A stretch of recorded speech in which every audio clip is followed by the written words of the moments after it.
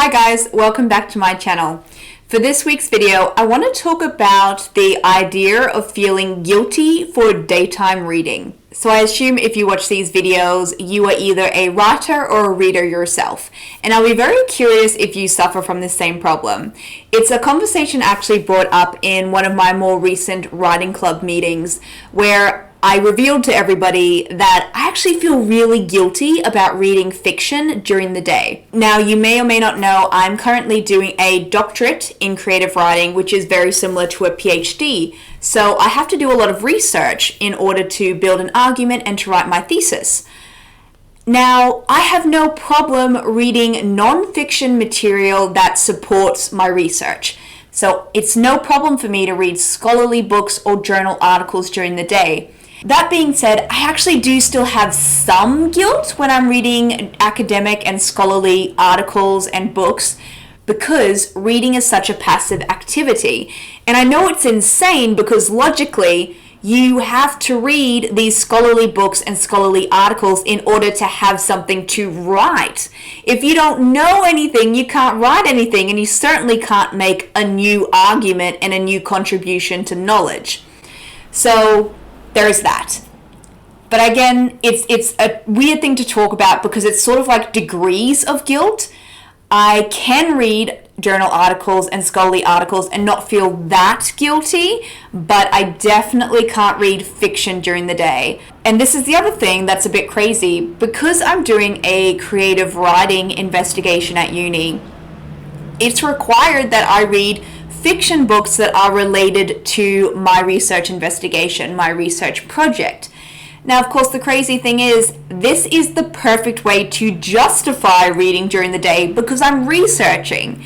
But I've found that if I sit down to read one of the fictional texts that I want to use as part of my research, I just feel so guilty. I feel like I'm not doing anything, and I feel like I am disguising doing nothing by pretending that it's like research.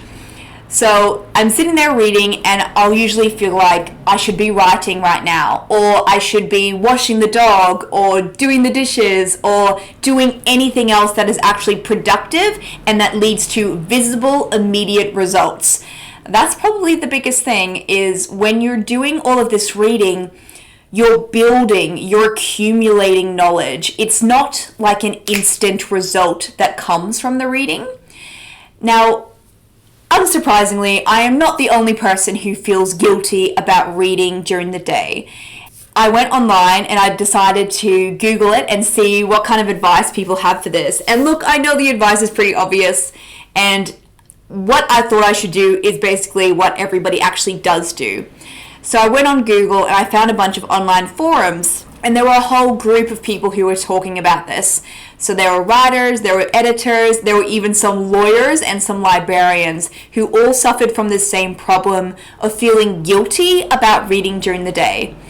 And here's the thing, so when I was a kid and I used to read, I always read right before bed. I didn't read during the day.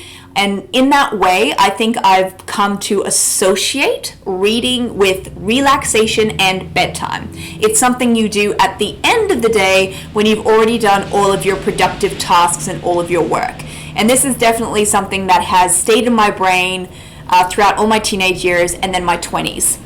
So because that belief is so ingrained, it's actually really hard to try and change it now. And what I found in these online forums is that many people felt the same way. They associated reading with bedtime or nighttime activities. It's something you do at the end of the day. It's reward, it's relaxation. And if you read during the day, then you're lazy, which is ridiculous because obviously reading is far better than doing other sort of passive activities like watching TV, because at least when you're reading, you are actively participating in the creation of the story. You are one half of that story's creation being completed. Whereas with TV, you actually, and this is actually quite interesting, when you watch TV, you go into a hypnotic state and your subconsciousness actually can't tell the difference between what you're watching on TV on the screen and reality. So obviously your conscious mind can tell the difference, but your subconscious can't. So Just a little note, there is a reason why some people can't handle horror movies, and it's because their subconscious mind is totally overstimulated by the horror that's on the screen. So, fun fact. Anyway, back to the point. So I was looking through all these online forums and looking for advice about how other people try to alleviate or dim their sense of guilt about daytime reading. And there were basically two things that people tended to do. The first one was mentioned most heavily by writers, and it was this need to reframe reading as a part of work.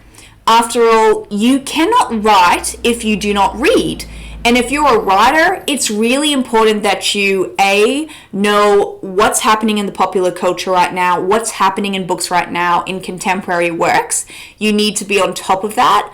But also, you need to be studying the craft that you're attempting to produce. In order to write, you need to read so that you learn how to manipulate language, how description works, how structure works, how voice works. Even if you've been a writer and a reader for a really long time, it's this constant source of creative fuel. That's probably the biggest thing I notice about reading is if I'm in a bit of a funk and I don't feel like writing, I can spend just 15 or 20 minutes reading a really well-written book, and that it just kind of gives you this like I want to do this too. I want to create something of this same caliber. So if you can reframe reading as a part of your work, it is a part of your creative process, just as much as outlining, revising, and editing. And it's not something that you can sort of hack your way through or avoid without having any kind of repercussions. One of the other things that I noticed people do, and this was mentioned particularly by librarians, editors, and lawyers, was that they created fun exercises around reading. So in order to alleviate that sense of guilt, they created exercises so that there was a result and a purpose following a reading session. So sometimes people would write a mini review or a mini reflection once they'd done their reading for the day. Now, this is something that was mentioned by editors, and it was called active reading. If you are an English major, you would have likely heard of this. And this is when you are reading while paying attention to particular elements. So this one editor mentioned that she pays attention to the use of language, the connections from this story to other works that she's come across, and also the story structure itself. And in this way, these are incredibly useful skills for an editor to have when she is then editing other work. She is subtly building and strengthening her own writing skills. So those were basically the two biggest ways to alleviate your guilt during the day. One was to reframe it as work, and again, this was used by mostly writers and librarians who actually really do need to know what's happening in the current literary landscape. And number two is creating fun exercises around the activity of reading. Now, what I thought was interesting about these exercises were that they were a step beyond the normal sort of surface level note-taking, highlighting, underlining important passages. Like, that stuff is good, and it can make you maybe on a surface level feel like you're doing a little bit more because you've got that highlighter in your hand. But what I liked about this activity is that it was that step further where it's really causing you to analyze and to reflect upon what you've actually just read. So those were two really helpful tips. Now, I've got to be honest, I am going to implement both of these, and yet there is a part of me that feels really sad that I have to mask reading as a part of work in order to alleviate my sense of guilt. Like, I want to just be able to read during the day without feeling guilty, whether that's a book from my personal TBR list or whether it's a book that I'm reading for my academic studies.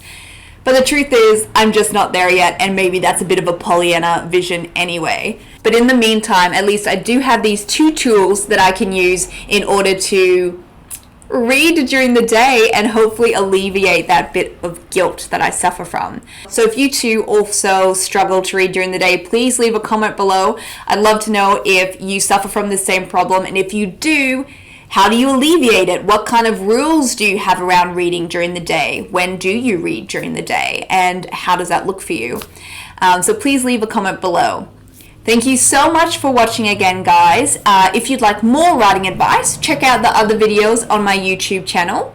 You can also check out my website, taraeast.com. I have over 100 writing advice blogs on the website. And while you're there, feel free to join my email news list.